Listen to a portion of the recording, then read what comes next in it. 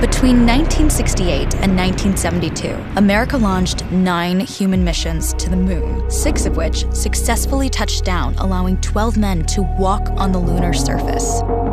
NASA's next chapter of lunar exploration, called Artemis, has the task of not just going to the moon to create a long-term human presence on and around it, but also to prepare for ever more complex human missions to Mars.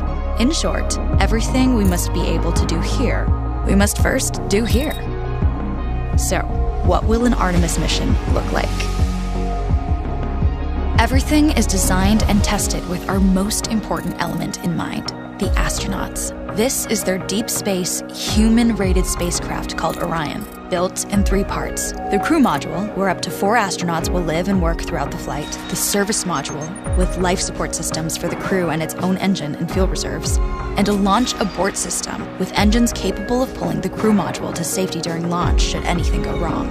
To accomplish the task of launching our crew and heavy payloads, NASA is building the Space Launch System, comprising of a cargo hold, an exploration upper stage, a massive core stage, and 2 extended solid rocket boosters. Altogether, this is the world's most powerful rocket, and it exceeds the legendary Saturn V of the Apollo era in numerous ways.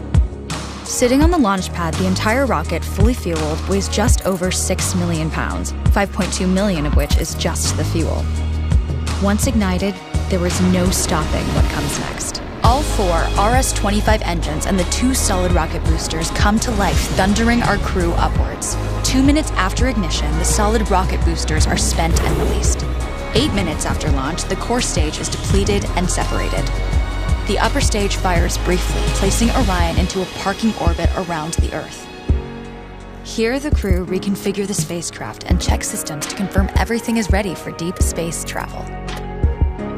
With a go from mission control, the crew reignite the exploration upper stage engines to leave Earth entirely. The exact timing of this maneuver is critical to reach a speed that can escape Earth's gravitational pull, but also put Orion on a course that will intersect the moon days later. Once this burn is complete, the upper stage of the SLS is jettisoned and the crew aboard Orion coast for several days toward all that awaits them at the moon. Approaching the moon, we see the fundamental differences between Artemis and Apollo. Instead of requiring Orion to serve as an expendable lunar command module or to carry a constrained lunar lander, the Artemis missions will take advantage of a different approach: pre-staging.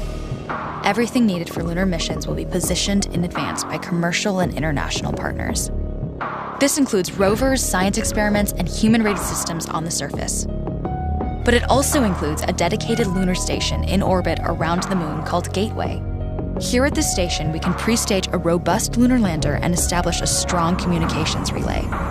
Designed with open standards, the Gateway can be expanded as new missions and partnerships develop, allowing multiple human missions on the moon at the same time and enabling ongoing science to be conducted even between human missions. The Gateway is also capable of adjusting its orbit to allow access to every part of the moon, something the Apollo missions could not do. But the real key in this approach is placing Gateway in a unique halo orbit to perfect the maneuvers needed for Mars missions. And with the growing list of commercial and international opportunities, Gateway is the ideal hub between Earth and all that lies beyond. Returning to our crew as they approach Gateway, the Orion must match the elliptical orbit of the station in order to successfully dock. Once on board, pre-selected crew members transfer to the lunar lander, while those assigned to Gateway remain on station. The lunar lander system itself is built for 3 unique steps: descending from the halo orbit of Gateway down to a low lunar orbit, descending from low lunar orbit to the surface, and once the lunar mission is complete, launching from the surface of the moon and ascending all the way back to the orbiting Gateway.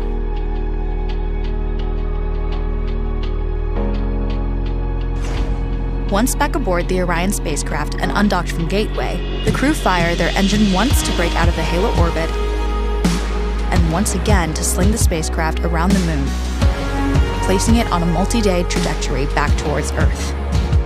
As they near the end of this journey, the service module is released, and the crew module is oriented heat shield first. Entering Earth's atmosphere at 25,000 miles per hour, the friction of air slows Orion considerably, while also subjecting it to temperatures of 5,000 degrees. With the Orion now at just 300 miles per hour, a series of parachutes uniquely tested and produced for this moment deploy, decelerating the craft to just 20 miles per hour for splashdown.